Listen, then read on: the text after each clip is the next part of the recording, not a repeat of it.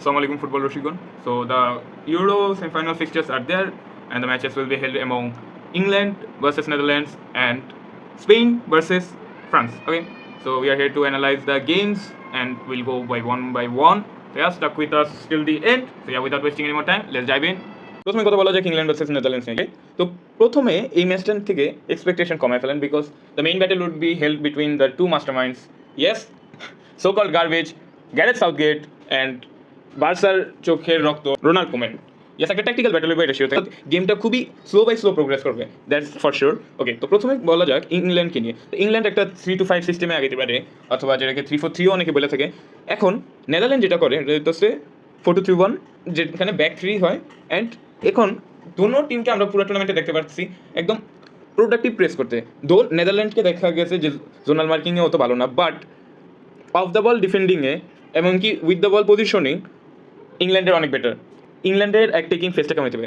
তো ইংল্যান্ড যে কত বেশি হচ্ছে ব্যাক থ্রি করবো, স্টোনস, কনসা অ্যান্ড ওয়ালকার ন্যারোলি। কারণ কি সাকা আর ট্রিপার ওয়াইড করে দিব। অ্যান্ড এখানে একটা দেখার বিষয় যে সাকাকে কি এইবার লেফট হাফ স্পেসে দিব নাকি না, কারণ আগের ম্যাচে আমরা দেখতে পারছি যে অনেক কথা হইতেছিল যে এই পালমারকে ট্রিপারের জায়গায় ইউজ করে নাকি, বাট যে ডিফেন্সের সলিডিটিটা এই দুই উইংব্যাক থেকে পাওয়া যায়, আই গেস অন্য কোনো উইংব্যাক প্রোভাইড করতে পারবে না এই জন্যই।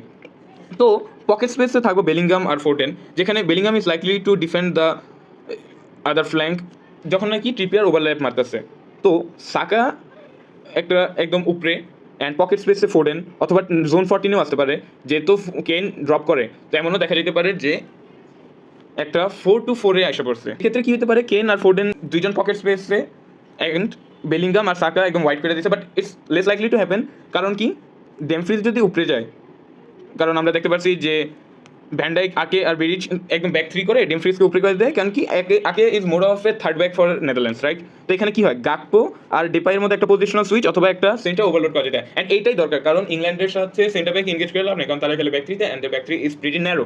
তো এটাতে হয় কি যে ডাবল একটা প্রেসিং করা যেতে পারে, যে ইংল্যান্ড যেটা করে যে ব্যাক থেকে বিল্ড আপ করার চেষ্টা করে স্টোনসকে দেওয়া, ওয়াকারকে দেওয়া, এটা আটকানো যেতে পারে।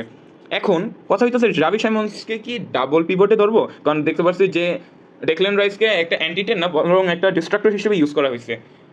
তো এখন কি মাইনো সাথে নিয়ে ইউজ করবো নাকি না, because Mainoo is more of a box to box than Rice, right? Reijnders is also more of a box to box for Netherlands. এখানে যে প্লেয়ারটাকে দেখতে পারতেছে নেদারল্যান্ডের number 6 is more of a অ্যানকোম্যান অর্থাৎ অ্যান্টিটেন। তো এইখানে একটা আউট নাম্বার হওয়ার সুযোগ আছে ইংল্যান্ডের জন্য ট্রানজিশনে, কারণ কি একটা 4-4 আপফ্রন্ট যদি সৃষ্টি করতে পারে, তাহলে Foden, Kane and Bellingham pocket স্পেসে, ট্রিপিয়ার আর সাকা একদম ওয়াইড, তাহলে কী হবো? এখানেই হইতেছে খেলাটা। হয়তো ডেমফ্রিজকে এই ম্যাচে ওয়াইড করতে না দিতে পারে। এখন ডেমফ্রিজকে কি ইউজ করবো নাকি ফ্রিম্পংকে, কারণ হইতেছে লাস্ট ম্যাচে একটা বড় অসুবিধা দেখা গেছে যে হি ওয়াজ গেটিং ড্রিবল পাস অর্থাৎ টার্ন অ্যারাউন্ড করতে দিতেছিল উইঙ্গারকে অনেকবার। So yeah, this can be a issue, যেহেতু নাকি এই ফ্ল্যাঙ্কে বেলিংহাম আর ট্রিপের একসাথে ওভারল্যাপ করবো। So yeah, this mite hamper them. এর সবচেয়ে আন্ডাররেটেড যে প্লেয়ারটা হইতে পারে এই ম্যাচে রাবি সিমন্স, অনেক আন্ডাররেটেড একটা ইউরো যেতেছে, 3টা অ্যাসিস্ট প্রোভাইড করছে, অ্যান্ড হিজ ডিফেন্সিভলি ওয়ার্ক রেটও অনেক ভালো। আর similar kind of profile like Griezmann, এই নাম্বার 7 আছে নেদারল্যান্ডসের, অর্থাৎ রাইট ফ্ল্যাঙ্ক থেকে যে খেলে। অ্যান্ড এই উইঙ্গারটা হইতেছে অনেকটা রোম করতে পারে, অর্থাৎ এখানে যদি শুধু গাকপোর সাথে পজিশনাল সুইচ হইতে পারে এমনটা না, ফ্রিলি যদি খেলে, কারণ Koeman is seem to give the independence to his players. এখন কথা হইতেছে এখন পর্যন্ত তেমন ইলিট টিম ইংল্যান্ডকে ফেস করতে হয়নি। ইংল্যান্ডকে যদি সবচেয়ে বেশি কেউ ফাইট দিতে পারতো, then it's Netherlands, and it's good for them to get to see the match. কথা হইতেছে যে if Netherlands plan did not works, কারণ কেন ওয়ার্ক করতে না পারে, কারণ পকেট স্পেসে জোন 40 আশেপাশে যে ওভারলোডটা ক্রিয়েট করে 3-4-1-এ, সেইখানে এতগুলো ওভারলোড কি সামলাতে পারবো? কারণ আগের ম্যাচে আমরা দেখতে পাচ্ছি টার্কি ফার্স্ট হাফে যখন নাকি কাজ হইতেছে না, তখন কী করছে, ওয়ার্ড ওয়েগোসকে নামায়া একটা 3-5-2 করে দিছে। তখন কী হয়েছে, 3-5-2 করার জন্য টার্কির মিডফিল্ডের সাথে একটা 3v5 হয়ে গেছে। তো প্রত্যেকটা ম্যানের জন্য একটা করে প্লেয়ার মার্ক ছিল। এইখানে কি হইতে পারবো? That's a big question. তো এটাকে সামলানোর জন্য কী করতে পারে? 7 আছে, একে না খেলে যদি ওয়াউট ওয়েগোস্টকে খেলেন। এখন Wout Weghorst is more of a clutch player, অর্থাৎ অফ দ্য বেঞ্চে ডিউটি বেশি দেখা গেছে, অ্যান্ড ইট ওয়ার্কস। এই জন্যই হয়তো কোমান ইউজ করতেছে এইভাবে। Koeman is not idiot, he knows how to win knockouts. তো এই ক্ষেত্রে যেটা হইতে পারে, ওয়াউট ওয়েগোস্ট হয়তো ম্যাচের শেষের দিক দিয়ে আসতে পারে। আর যদি ওয়াউট ওয়েগোস্ট আসে তাহলে কী হইতে পারে, হয়তো ব্লাইন্ডকে নামাই দিব, আকেকে উঠায়, ডেমফ্রিজকে উঠায়, হয়তো ফ্রিম্পংকে নামায় cross. Yes, this can happen. এখন ইংল্যান্ডের ক্ষেত্রে অ্যাটাকটা কি জাস্ট পকেট স্পেসে আসে না, কারণ বুকায়ো সাকাকে দেখা গেছে ইনভার্ট করতে। জাস্ট এটাই না, কোবি মাইনো যখন নাকি আপফ্রন্টে যায় তখন দেখা গেছে ফোর্ডেন একটু ওয়াইড চলে যায়, তখন সাকাকে নিয়ে যদি ইনভার্টে আসে, then this can also cause a problem. এখন কোবি মাইনুর এই ম্যাচটা অনেক ইম্পর্ট্যান্ট একটা ম্যাচ, বিকজ ওকে এখন পর্যন্ত এমন কোনো টিমে শাটেল ডাউন করতে দেখা যায় নাই কোনো ইলিট টিমের এগেনস্টে ন্যাশনাল ফেজে। So yeah, this might be a big test for the entire English team. So what is the aftermath of this game?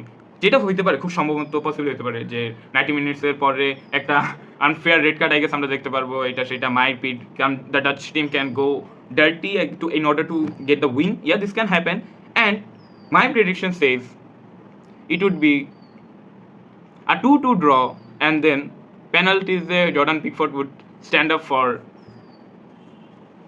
England again. Yeah. So yeah, without wasting any more time, let's dive in on the next one, which is France versus Spain. Both teams are seem to start on a 4-3-3, but eventually France 4-3-3 টা একটা 4-4-2 ডায়মন্ডে shift করে। তো যেই জিনিসটা আমরা দেখতে পারি এই ম্যাচে, I expect France to have more control, কারণ কি Dani Olmo is a natural playmaker but not a center mid, you get it right?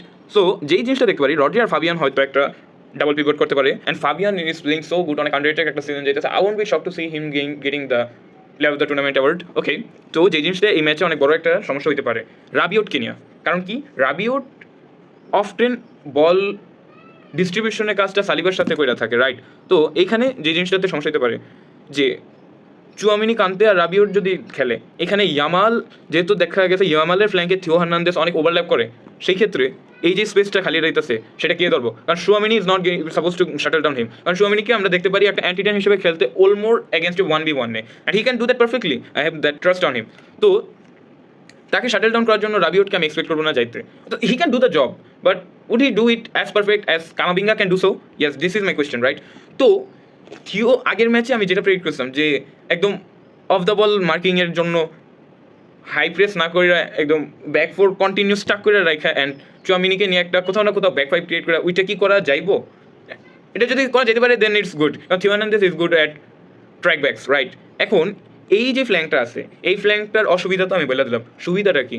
Griezmann, Theo, রাবিওট, Mbappe, even Thuram এই সাইডটাতে এসে খেলতে পারে। এখন এই যে ফ্ল্যাঙ্কটাতে ওভারলোড হইতেছে, আপনি কি নাভাসকে ছেড়ে দিতে পারবেন? একদমই না, হি উড গেট মার্ডার্ড।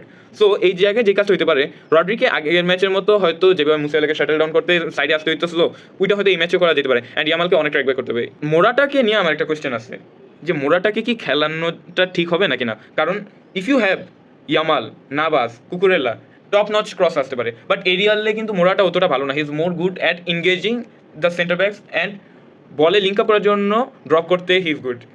আগের ম্যাচে আমরা যেমন দেখতে পাচ্ছি যে পেড্রো ডিপার্চারের পর নিচে এসে বল রিসিভের কাজটা করতেছিল, সাইমন যেমন নাকি বল সেন্টার ব্যাকগুলোকে একদম ওয়াইড করে দিয়া বল উপরে ফালাইতেছিল, then Morata use to do that job. এখন এই ম্যাচে কি মোরাটা এটা করাটা সেন্স মেক করে? কারণ কারবাহালকে নিয়ে you are more good at defensive solidity. তো I think that Joselu can be a better option.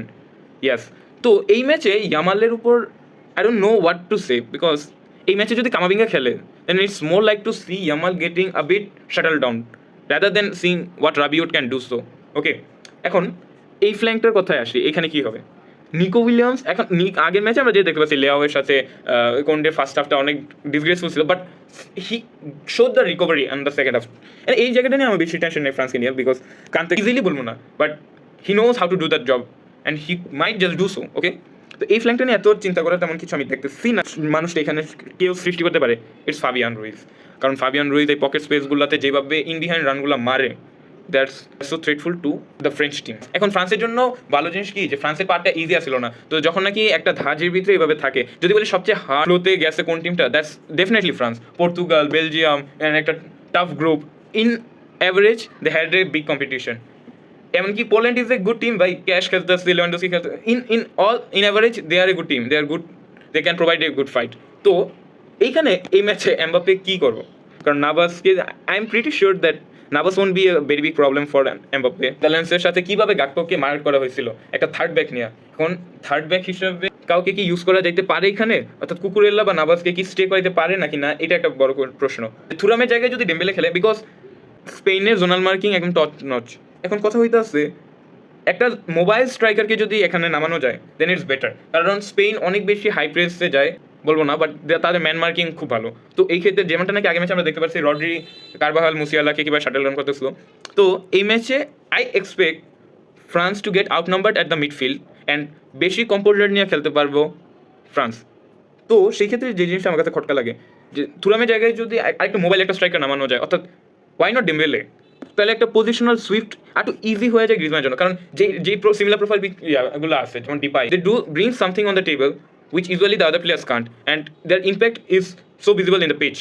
এখানে থুরামকে কি অর্থাৎ 60 মিনিট পর্যন্ত ইউজ করে এরপরে নামানো যাবে নাকি না? আমার যে কোয়েশ্চেন, এই ম্যাচে কি রাইট হাফ স্পেসটাতে বেলজিয়ামের মতো ডিফেন্ড করাইবো গ্রিজমানকে দিয়া? অ্যান্ড আমার মনে হয় না এটা দিয়া ফুল পোটেনশিয়ালটা বাইর করা যেতে পারে, যদি আমরা দেখতে পারছি দ্যাট কোন্ডের অনেক হেল্প হয়েছে ওই ম্যাচে ডোকু ক্যাটিতে, but I just want to see a better match from Griezmann, and if you want to see the fullest from him, you gotta put him on the central area. Zone 14, he's the best whole profile player in the entire Euros, not output wise, in general, obviously. ভাই Pedri নাই, Carvajal নাই, ডেলোর, তাদের যে centre back আছে লাপোর্টের সাথে ওইটা নাই, and I get it ভাই যে ঠিক আছে ওলমো ভালো খেলছে, এটা করছে ওইটা করছে, but the quality that France has, just by considering the quality, same goes for England obviously, France are just too good against such a squad.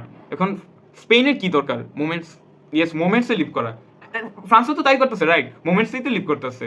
এখন কথা হইতেছে যদি দোনো টিমই মোমেন্টসে লিভ করে, অর্থাৎ ট্রানজিশনে যদি খেলাটা গড়ায়, ট্রানজিশনে বেটার কে? With this squad, with less composer in departure of Pedri, with that নর্সো security from the right flank, I think in all, maybe, just maybe, France can win the game. Just উইনই না, একটা ডমিনেশনও যদি দেখা যেতে পারে, then I will be shocked.